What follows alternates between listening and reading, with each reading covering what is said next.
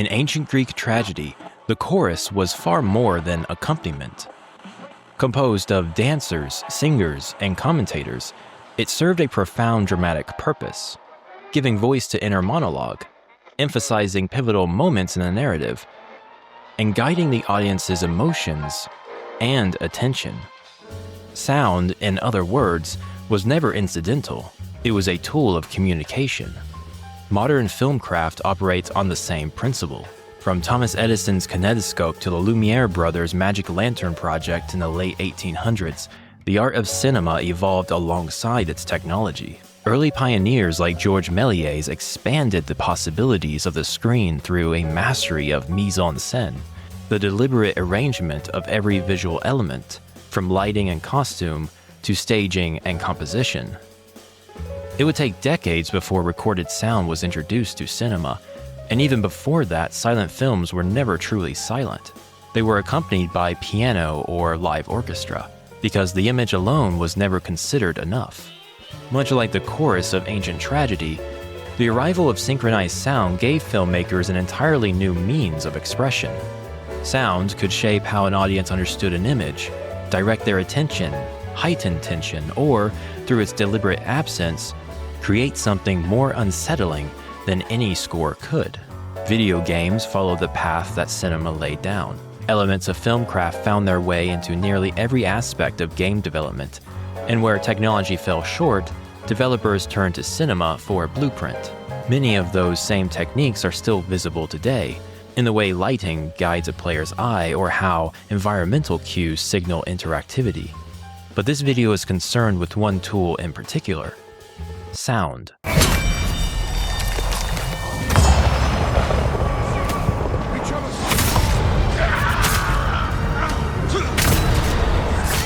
And how it has been deployed across some of the most ambitious titles in the medium in service of the same goals it has always served. From the stage of ancient Greece to the silver screen, and now to the worlds we play inside, sound does not merely accompany an image, it shapes how we understand it.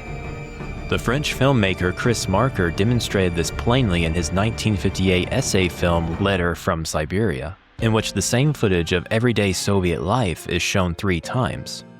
Each time with a different narration and score. The images don't change. Our understanding of them does, completely. A neutral scene becomes propaganda, then satire, then something else entirely, all depending on what we hear. Sound, Marker showed us, is not decoration. It is interpretation. Beyond meaning, sound also directs our attention.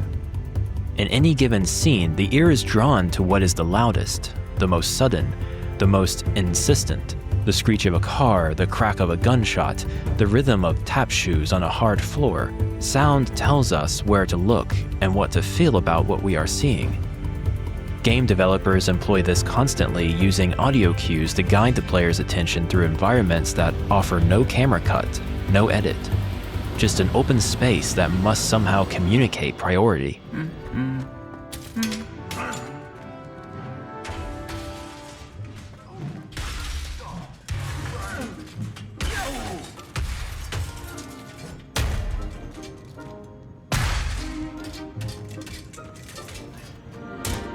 Sound can also be used to place us inside a character's subjective experience. Films like Hush and Babel use silence not as an absence, but as point of view, stripping away the ambient world and forcing the audience to inhabit a fundamentally different relationship with the scene.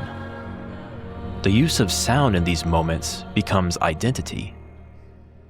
Hellblade: Senua's Sacrifice takes advantage of this specific use of sound to represent her psychosis throughout the game. 2 gods first. 2 gods. 2 gates. Which one she choose first? One of them will kill her, I know. She's going to die.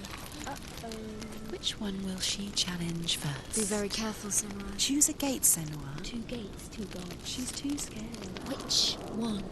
But perhaps the most powerful application of sound is its absence. Silence is not neutral. It carries weight, creates tension, and arrests attention in ways that no score can replicate. When sound drops away, the eye sharpens, the mind anticipates. In The Dark Knight Rises, the initial confrontation between Bane and Batman is stripped of its score entirely.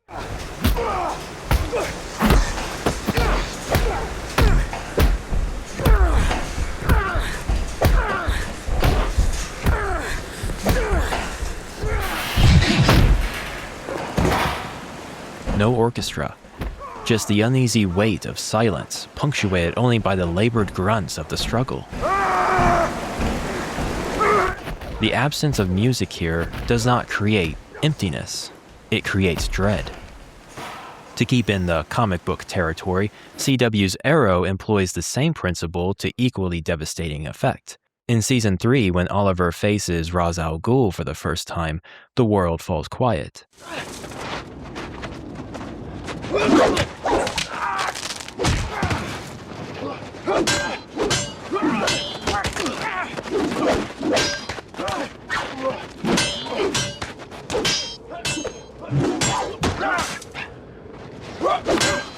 The only sounds that cut through are the clashes of steel. The silence does not diminish the moment, it sharpens it, forcing the viewer to sit inside the tension with nowhere else to look and nothing else to hear.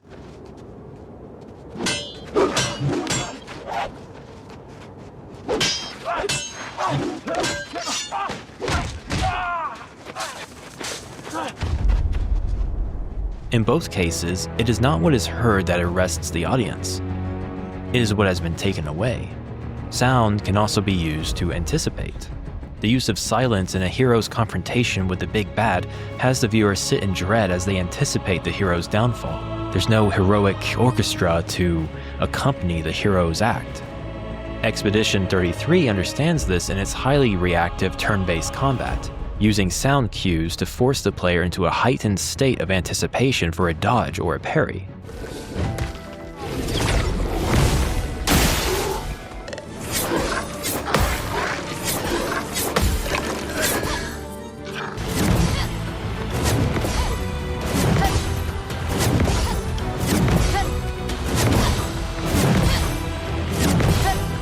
In this way, sound in both film and games operate along the same spectrum, from the presence that shapes meaning, to the movement that directs attention, to the absence that demands that attention.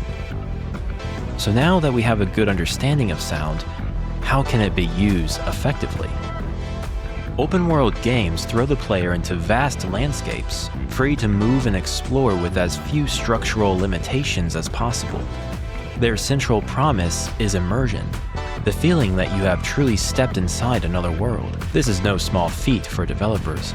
The world must feel lived in, active, as close to reality as possible, so that the illusion holds and the escapism these games offer actually works. One of the greatest tools available to game developers, like the filmmakers who came before them, is sound. I'm going to play the audio from a game and black out the screen. I invite you to close your eyes and let the sound paint a picture in your mind.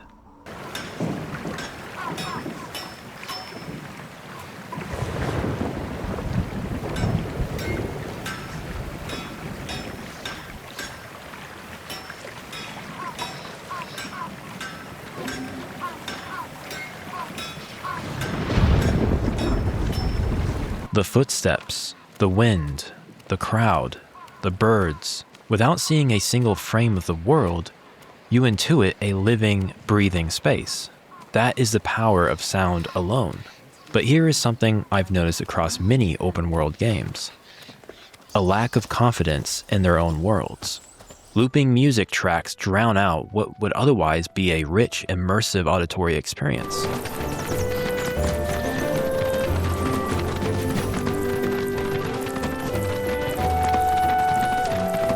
The score becomes the focus, and in doing so, it silences the world itself, preventing it from speaking on its own behalf. I first noticed this in The Witcher 3, right from the opening dialogue scene. Come out.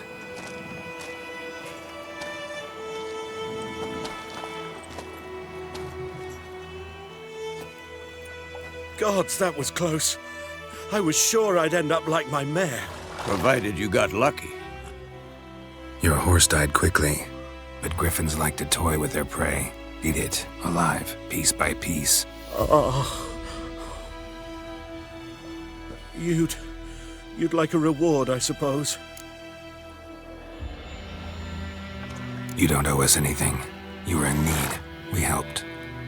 And they call witches heartless. Say they won't lift a finger without pay. They also say mice are born of rotting straw. The music is well crafted, but when it loops continuously beneath every conversation, every quiet moment, it stops being atmosphere and it starts being wallpaper. So let's try something. Here's the same conversation without the background music. Come out.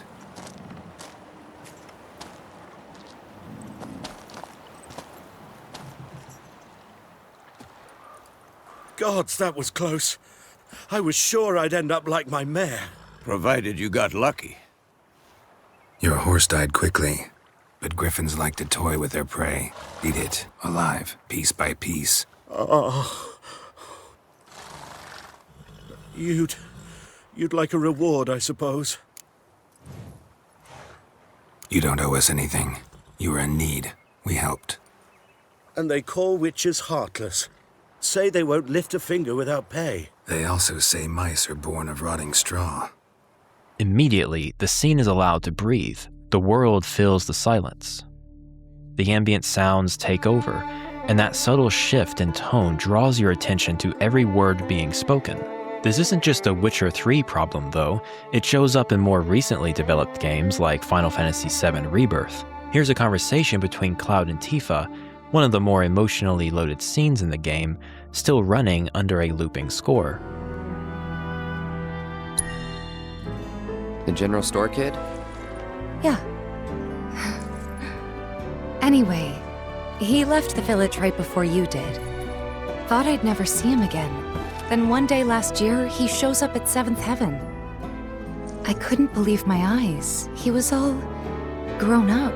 Didn't even recognize him at first. Really? Yeah, and what's more, the woman who walked in with him was stunning. Like, she could have been a model, and...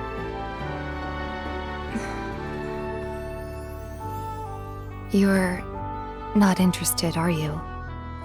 Not really. But I'm happy to listen, so go ahead. It's okay. Forget it.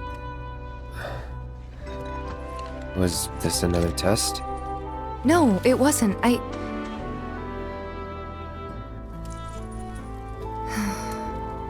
Why deny it? I guess it was, huh? I'm sorry. It's fine. Now here's the same conversation with the music removed. Anyway, he left the village right before you did. Thought I'd never see him again. Then one day last year, he shows up at 7th Heaven. I couldn't believe my eyes. He was all grown up. Didn't even recognize him at first. Really? Yeah, and what's more, the woman who walked in with him was stunning. Like, she could have been a model, and...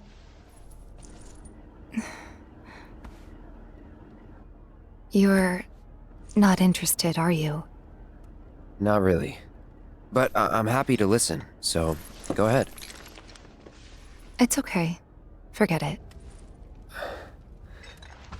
Was this another test? No, it wasn't.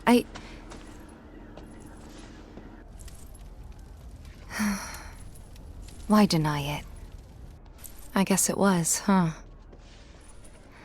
I'm sorry. It's fine. We'll find time to talk. Just the two of us. Figure things out. The conversations in both cases carry more weight. The Witcher scene didn't have the weight to begin with, the silence creates it. The Tifa scene already had it, the silence just stops the score from getting in its way. Either way, the words end up carrying more than what they did with music underneath. There is another consequence worth naming. When you remove the music from open-world exploration, the world can no longer hide its inherent loneliness. The player is left to confront the emptiness directly.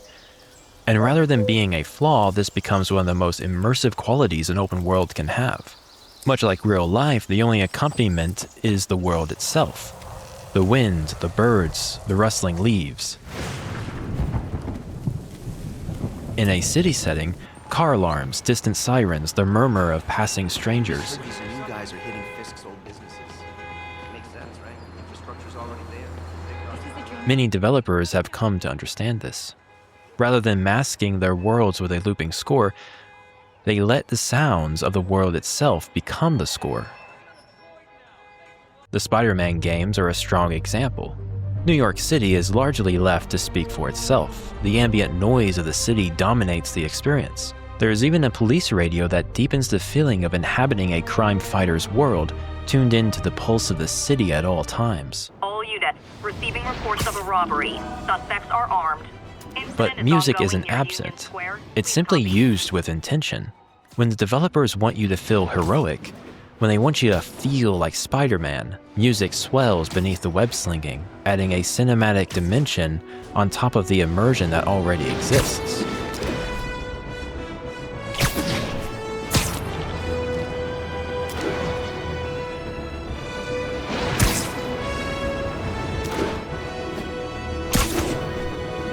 Silence does the foundational work. It lets the open world breathe and establish itself. Music then enters not to fill a void, but to amplify a moment, to underline what the world is already saying, rather than talking over it. That is how silence and intentional use of sound can become one of the most powerful tools in game design.